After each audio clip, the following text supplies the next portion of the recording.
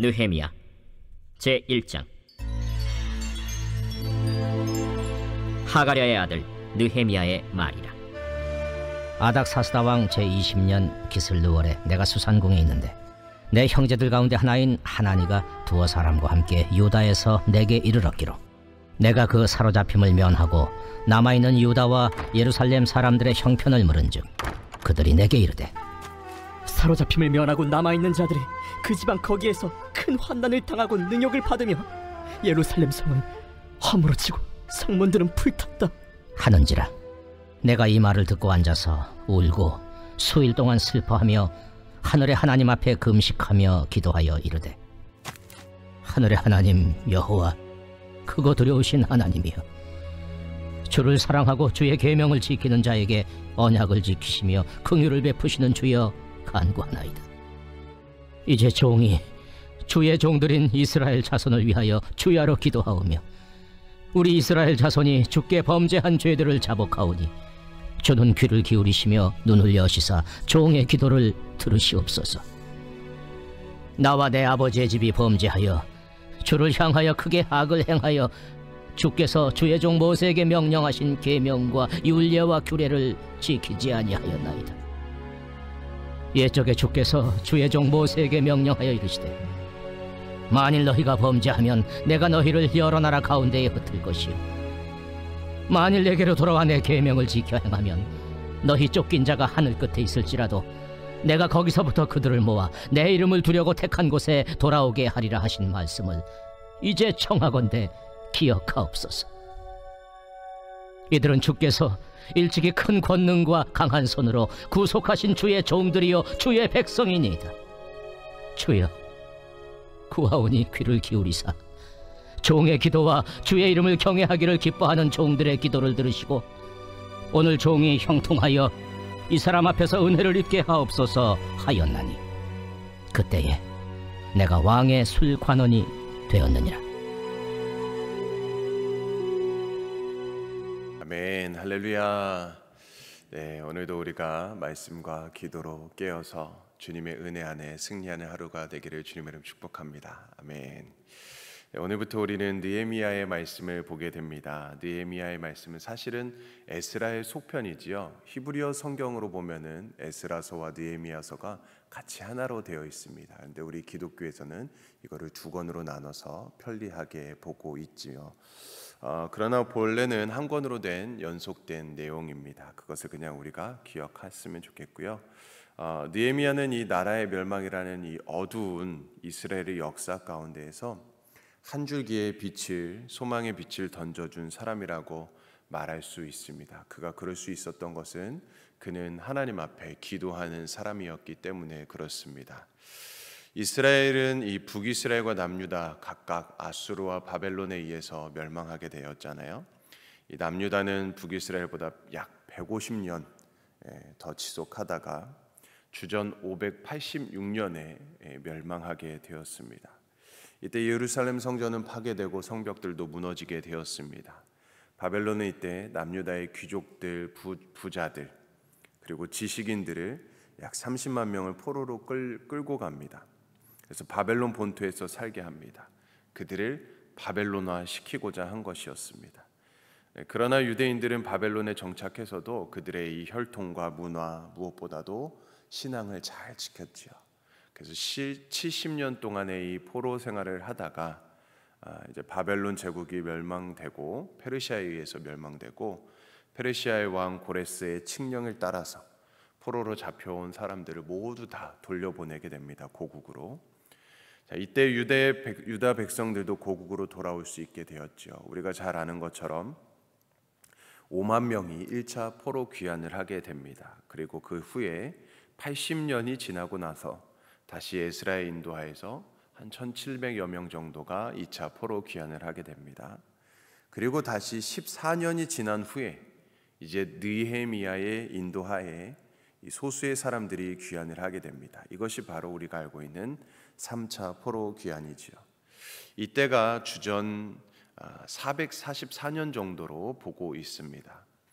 이 느헤미야는 바로 이 3차 포로 귀환을 배경으로 하고 있는데요. 이 1차, 2차 포로 귀환을 통해서 유다로 돌아온 백성들, 예루살렘 성전을 재건하고 또 신앙의 공동체를 회복하고자 했습니다. 천신만고 끝에 성전을 재건했지요. 그러나 여전히 예루살렘은 황무하고 성전은 방치되고 또 유다 백성들은 이제 지쳐서 절망 상태에 이르게 됩니다. 자, 느헤미야는 바로 이런 슬픈 소식을 페르시아의 이 수상궁에서 듣게 됩니다. 그것으로 말씀이 시작합니다. 1절 말씀에 보면 하가리아의 아들 느헤미야의 말이라. 아닥사스다 왕 제20년 기슬루월에 내가 수상궁에 있는데. 자, 아닥사스다 왕은 에스더가 왕비였던 아수에로 왕의 아들이지요. 그의 뒤를 이어서 왕이 되었습니다. 그가 페르시아의 왕이 된 지 20년이 지난 때에 느헤미야는 예루살렘에 돌아온 동생 하나니에게 예루살렘의 소식을 듣게 됩니다. 자, 그런데 그 소식은 절망적인 소식이었죠. 너무나도 슬픈 소식이었습니다. 3절 말씀에 보면 그들이 내게 이르되 사로잡힘을 면하고 남아있는 자들이 그 지방의 거기에서 큰 환난을 당하고 능욕을 받으며 예루살렘 성은 허물어지고 성문들은 불탔다 하는지라. 이런 소식을 듣게 됩니다. 사로잡힘을 면하고 남아있는 자들, 그러니까 포로로 귀환한 사람들을 말하는 것인데, 그들은 부푼 꿈을 가지고 이 포로 생활을 유대의 땅으로 돌아왔지만 환난과 능욕을 당했다라는 것입니다. 그리고 예루살렘 성은 허물어지고 성문들은 불에 타버렸습니다. 그들은 주의 이방인들로부터 끊임없이 괴롭힘과 노략을 당했다라는 것이죠. 자, 예루살렘에 돌아가서 성벽을 재건하고 무너진 이스라엘 공동체와 신앙을 회복한다는 것이 바로 이 느헤미야의 내용입니다.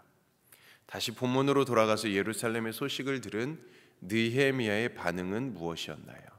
4절 말씀에 함께 보면 내가 이 말을 듣고 앉아서 울고 수일 동안 슬퍼하며 하늘의 하나님 앞에 금식하며 기도하였다. 자, 느헤미야는 그 자리에 앉아서 울면서 수일 동안 슬퍼했습니다. 그리고 그 소식을 듣고 그냥 슬퍼만 하고 끝난 것이 아니라 금식하며 기도했다라는 것이죠. 사실 이 느헤미야는 예루살렘으로부터 약 2000km 떨어져 있는 이 페르시아 제국에서 잘 살고 있습니다. 그것도 세계를 호령하던 대제국 페르시아의 권력의 핵심 중에 핵심, 그 중에 한 사람이었습니다. 11절 말씀에도 보면 아닥사스다 왕의 술관원이 되었다라고 말씀하죠. 우리도 알고 있다시피 술관원이 되었다라는 것은 왕궁에서 아주 중요한 직책을 맡은 사람입니다. 그는 단순히 왕의 술 시중만을 드는 사람이 아닙니다. 왕의 여러 이야기를 들어주고 왕에게 그 좋은 조언을 해줄 수 있는 그런 학식도 지혜도 또 인품도 두루 갖췄던, 그야말로 왕의 총애를 받았던 한 사람이었습니다. 오늘 우리로 이야기한다면 이 청와대 비서실장 정도라고 할 수 있는 그런 자리라고 할 수 있지요. 그렇게 그는 대제국 페르시아 유직 중에 아주 중요한 직책을 맡았던 사람입니다. 게다가 그는 바벨론에서 태어났고 또 그곳에서 자란 바벨론 포로 3세입니다. 아마도 한 번도 예루살렘에 가본 적이 없었을 거라 생각이 듭니다. 그러니까 당시 페르시아 제국의 변방인 예루살렘의 형편과 전혀 상관없는 그런 환경에서 대제국의 권좌를 누리며 살아가는 사람입니다. 그런 느헤미야가 며칠을 울며 불며 식음을 전폐하고 하나님께 기도했다라는 것이지요. 이러한 느헤미야의 모습이야말로 참된 신앙인의 모습이 아닐 수 없는 것이죠. 참된 신앙인의 모습입니다. 우리가 신앙으로 산다는 것은 단지 하나님을 믿는다는 것이 아니라 이 하나님의 마음을 가지고 이 땅을 살아간다라는 것입니다. 그러면 우리 신앙인들은 내 주위의 이웃과 내 나라와 내 백성의 아픔을 절대로 나 몰라라 할 수 없는 것이지요. 하나님의 마음으로 이웃을 바라보고 하나님의 마음으로 이 사회와 나라를 아픔을 바라보며 함께 아파하고 함께 기도하지 않을 수 없다라는 것이죠. 오늘 이 땅을 살아가고 있는 교회와 성도들이 이 땅에 처해진 이 고통과 현실을 보고서도 그냥 내 갈 길만 간다면, 그저 나만 편안히 살면 그만이지 라고 한다면 결코 참된 신앙인의 모습이 아닐 것입니다. 우리는 그리스도인으로서 우리가 살아가는 이 지역과 이 사회와 이 나라에 일어나는 일에 대해서 책임 있는 자세를 가져야 하는 것이지요. 자, 그래서 느헤미야는 자기 동족의 고통을 보며 울고 또 슬퍼하면서 간절히 금식하며 기도하게 됩니다. 금식은 하나님 앞에 그냥 단식 투쟁하는 것이 아니지 않습니까? 금식은 슬픔과 애통 또 회개를 표현하는 가장 강력한 방법입니다. 자, 그래서 6절 이하의 말씀을 보면 느헤미야는 회개의 기도를 드립니다. 그는 우리 이스라엘 자손이 주께 범죄한 죄들을 자복하오니라고 하면서 하나님이 기도에 응답해 주시기를 간구하고 있습니다. 자, 여기서 우리가 또 한 가지 알아야 할 것은 이 느헤미야의 회개이지요. 회개. 요즘 계속해서 우리가 회개기도, 금식기도 막 이렇게 이야기를 해서 좀 마음에 부담이 들 수도 있지만 우리가 매일매일 하나님 앞에 드려야 될 기도이지 않나 생각을 해보게 됩니다. 이 느헤미야의 회개기도, 어제 우리가 보았던 말씀 에스라도 식음을 전폐하며 금식하며 하나님께 회개기도했던 모습, 그것처럼 느헤미야도 지금 이스라엘 백성들의 죄를 본인의 죄로 여기면서 회개를 합니다. 우리는 다른 이들의 잘못에 대해서 비판하고 비난하기가 쉽지요. 가족이나 교회 안에서 또 이 사회에서 벌어지는 악한 일들을 바라볼 때 나와는 상관없는 죄악으로 여기기도 합니다. 그러나 어제 에스라도 그렇고 오늘 느헤미야도 참된 신앙인은 조그만한 죄에도 그냥 넘어가지 않습니다. 그 죄를 자신의 죄로 여기며 통회하고 자복하고 있는 것이죠. 그 모습을 바라보면서 거울 삼아서 나도 하나님 앞에 범죄하지 않았습니까? 라는 심정으로 기도하고 있는 것입니다. 이것이야말로 진정한 하나님의 백성다운 모습이고 어두운 시대를 밝히는 성도의 모습입니다. 이웃의 아픔을 내 아픔으로 알고 함께 우는 사람, 그리고 이웃의 잘못을 내 잘못으로 알고 함께 통회하며 자복하는 사람이야말로 진정한 그리스도인이자 참 세상의 소금과 빛이 되는 사람일 것입니다. 우리는 느헤미야의 기도를 통해서 오늘 우리의 기도의 방향을 잡아야 될 것 같습니다.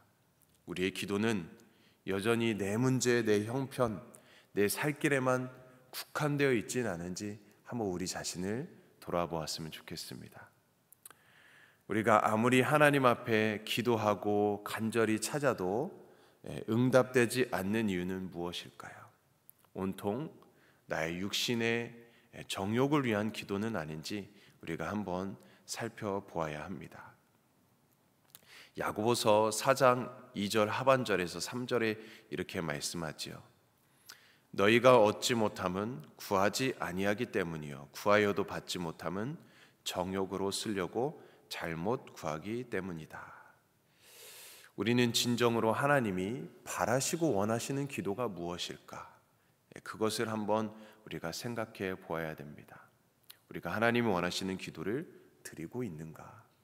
하나님의 뜻이, 하나님이 원하시는 것이 무엇인가?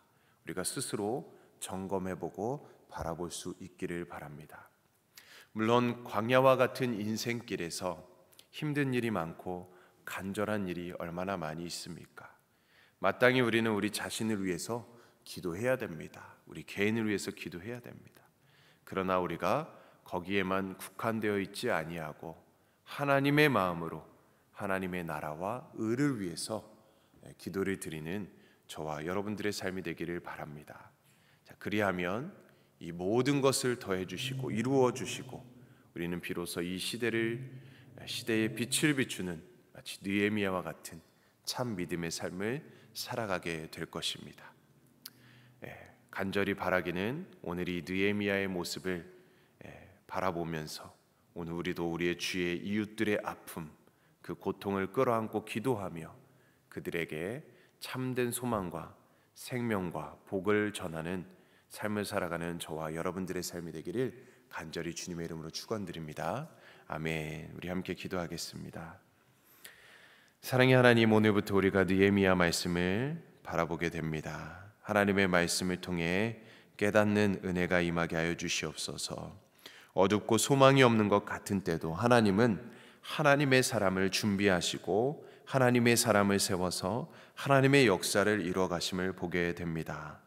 소망의 빛을, 구원의 빛을 주셔서 우리로 하여금 죄악으로부터 살려주시고 영원한 천국을 소망하며 살아갈 수 있도록 은혜를 주시는 줄로 믿습니다. 우리를 통하여서 일하여 주시옵소서. 우리를 통하여 역사하여 주시옵소서.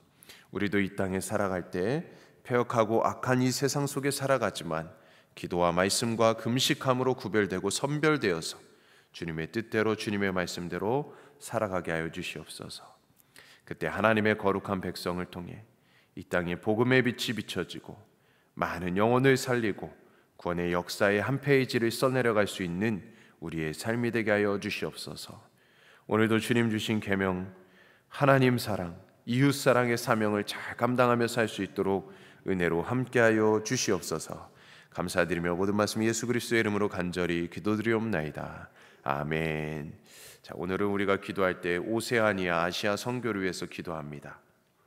우리 호주 한진구 최현실, 일본 마크앤 레이첼, 일본 히로시마 교회 이상훈 장미숙, 또 OMS 선교회 최춘호 선교사님들을 위해서 기도해 주시고 우리 교회를 위해서 기도합시다. 담임 목사님 청빙 과정이 순적히 진행되고 하나님의 마음에 합한 주님의 종 세워질 수 있도록 역사해 달라고 기도해 주시고, 또한 우리 성도님들을 위해서 기도합시다. 우리 연약한 분, 고통 중에 있는 분 주님께서 치료하여 주시고 회복시켜 주시도록 기도해 주시고, 또 우리 다음 세대 여름 사역을 위해서 이제 26일 금요일부터 EM 수련회로 시작되는 모든 수련회 가운데 성령으로 임재하시고 역사해 주셔서 주님을 인격적으로 만나는 시간 될 수 있도록 성령의 불로 임하여 주시도록 기도해 주시고, 우리 가정과 일터와 또 우리 개인의 기도 제목을 가지고 시간 주님의 이름 세 번 외치며 간절히 기도합니다. 주여.